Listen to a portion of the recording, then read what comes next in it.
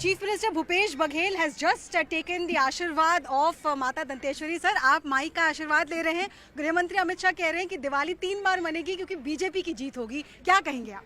दीपावली तो एक ही बार मनाते हैं और बस्तर का दशहरा बहुत प्रसिद्ध है, विश्व प्रसिद्ध है। माई के दरबार में आए हैं। अब माई की पालकी 2 दिन बाद यहाँ से निकलेगी और बस्तर का दशहरा मनेगा।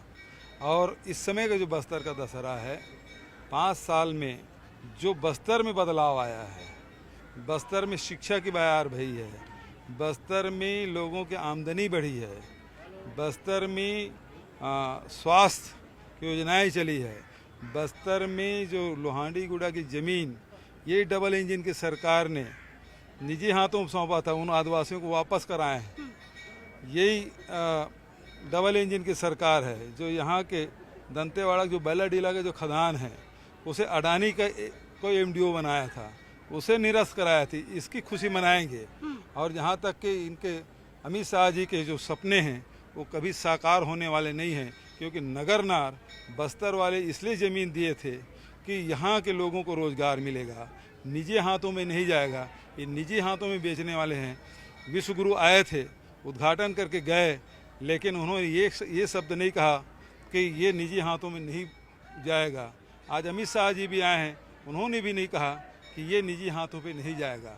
ये सबको अडानी को दे देना चाहते हैं और इसका विरोध बस्तर के लोगों ने, दंतेवाड़ा के लोगों ने भरपूर किया।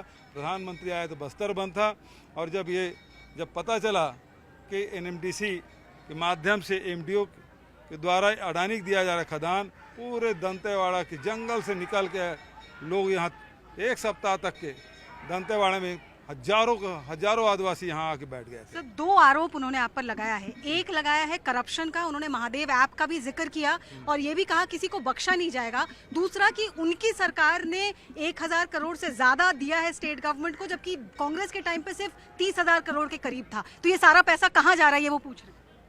ये केंद्र यदि पैसा देती है तो छत्तीसगढ़ पे एहसान नहीं करती,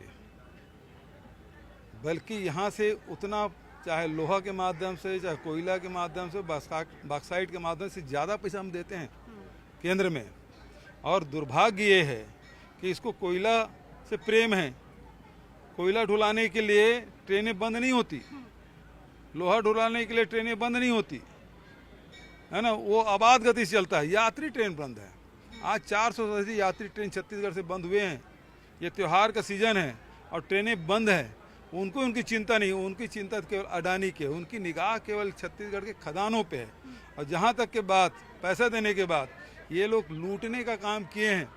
और जो सबसे बड़ा लुटेरा है, जो सबसे बड़ा घोटालेबाज है, उसके वो नामांकन में गए थे राजनांदगांव। और सबसे बड़े घोटालेबाज जिसकी जांच चल रही सागर चिट फंड कंपनी में, वो यहाँ छत्तीसगढ़ में लगातार दौरा कर रहे हैं। जो विधायक खरीद फरोख्त करने में बड़ा मास्टरी है उनकी, वो घूम रहे हैं छत्तीसगढ़। तो इनको छत्तीसगढ़ से लेना देना नहीं है। और अभी तक एक शब्द ये नहीं कहा कि छत्तीसगढ़ के लिए करेंगे क्या, जबकि इन 5 सालों में 1,75,000 करोड़ रुपया किसानों के खाते में, मजदूरों के खाते में, जो तेंदुपत्ता तोड़ने वाले हैं लघु वनोपज संग्राहक उसके खाते में, जो गौपालक हैं तो गोबर जो विक्रेता हैं उनके खाते में, स्व सहायता समूह के खाते में, और साथ ही बेरोजगारों के खाते में ये पैसा 1,75,000 करोड़। आज तक कोई राज्य इतने बड़ी राशि डायरेक्ट ट्रांसफर कभी नहीं किया था जो छत्तीसगढ़ में हुआ है। सर, महादेव ऐप को लेकर वो भी ईडी इन्वेस्टिगेट कर रही है और ईडी का एक और इन्वेस्टिगेशन है जिसमें आपके पर्सनल स्टाफ पर भी उन्होंने उंगली उठाई है। चुनाव में वो बार बार कोशिश करेंगे कि ये मुद्दा पर्सनल करप्शन का बना है। आपको लगता है छत्तीसगढ़ की जनता को वो कन्विंस कर पाएंगे? जहाँ तक महादेव के ऐप की बात है, महादेव के मामले में 450 लोगों की गिरफ्तारी छत्तीसगढ़ सरकार ने की, उसके हम जांच कर रहे थे। भारत सरकार को पत्र लिखा क्योंकि ये विदेश से संचालित हो रहा है तो इसे बंद करें। आज महीनों बीत गया है, आखिर अमित शाह जी बताए कि महादेव ऐप के मालिकों से इनके क्या संबंध है और क्या साठ-गांठ है, क्या लेन देन है, जो बंद नहीं कर रहे हो आप। क्योंकि बंद करने की जिम्मेदारी भारत सरकार की है, राज्य सरकार नहीं कर सकती। बंद क्यों नहीं कर रहे महादेव?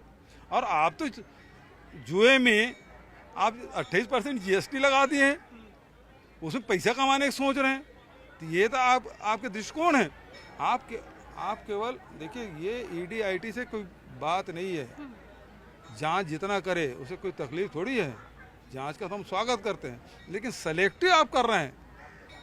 आप महादेव ऐप के हम तो लुक आउट सर्कुलर जारी किए, लेकिन पकड़ क्यों नहीं रहे? यहाँ छोटे छोटे जो पॉलिटिकल लोग हैं उसके यहाँ छापा डाल रहे हैं, और छापा डालने के बाद मिलता कुछ नहीं है। तो अमित शाह जी हमको डराए मत, हम लोग डरने वाले नहीं। पिछले 3 साल से आईटी, 4 साल से आईटी घूम रही है, ईडी घूम रही है, अब ये लोग दोनों थक गए तो कोर्ट में लगाए हैं कि अब सीबीआई जांच करे। मैं तो कहता हूँ इसको जो इंटरनेशनल जो एजेंसी है उनको सौंप दे। तो मेरे आखिरी 2 सवाल है सर। एक तो कि इस वक्त बीजेपी इस चीज को भी भुना रही है कि चाहे राजस्थान हो चाहे छत्तीसगढ़, इन फाइटिंग कांग्रेस में बहुत है। कांग्रेस डिक्लेयर नहीं कर रही है कि सीएम फेस कौन है, तो इन फाइटिंग की वजह से कांग्रेस सक्सेसफुल नहीं रहेगी, चाहे छत्तीसगढ़ हो चाहे राजस्थान। देखिए, भारतीय जनता पार्टी की इनफाइटिंग की स्थिति ये है, वसुंधरा राजे वहाँ निकल नहीं रही राजस्थान में, और छत्तीसगढ़ में रमन सिंह 15 साल मुख्यमंत्री रहे, उसका चेहरा घोषित नहीं कर पाए हैं। और यहाँ स्थिति ये है, रमन सिंह जी इतने चतुर हैं कि सारे टिकट उन्होंने बांट दी, ये लोग देखते रह गए। तो भारतीय जनता पार्टी नहीं लड़ रही है, यहाँ रमन सिंह लड़ रहे हैं, और रमन सिंह के पीछे अमन सिंह है, और अमन सिंह अडानी का आदमी है। तो अडानी ही यहाँ चुनाव लड़ रहा है। मतलब बात ये है कि छत्तीसगढ़ को बचाना है कि छत्तीसगढ़ को लुटाना है, क्योंकि अडानी की निगाह यहाँ के कोयला खदान पे, यहाँ के लोहा खदान पे, यहाँ की इंडस्ट्री पे, सब पे है। और ये भारत सरकार एनएमडीसी खदान तो दिया, मैंने बताया। एसीसीएल जो सबसे बड़ा कोयला उत्पादक है, उन्होंने अपनी एक खदान अडानी को दे दी। तो जो चीज़ एनएमडीसी की है वो अडानी जा रहा है, जो एसीसीएल की है वो अडानी जा रहा है। तो बात ये है कि सबसे बढ़िया मोहरा कौन है? रमन सिंह, और उसके खास आदमी अमन सिंह को अपने यहाँ रख लिए हैं, है ना। और सारे गुणा भाग करके सारी टिकटें दिला दिए, खुद ले लिया, अपने भांजा को दिला दिया, अपनी भांजी को दिला दिए, परिवारवाद के आरोप लगाते हैं। तो आप प्रेडिक्ट करना चाहेंगे कितनी सीटें इस बार कांग्रेस पार्टी लेकर आएगी छत्तीसगढ़ चुनाव में? What's your prediction? देख, ऐसा है, पिछले समय 68 जीते थे, उपचुनाव हुए 73 हुए, और अब 75 है।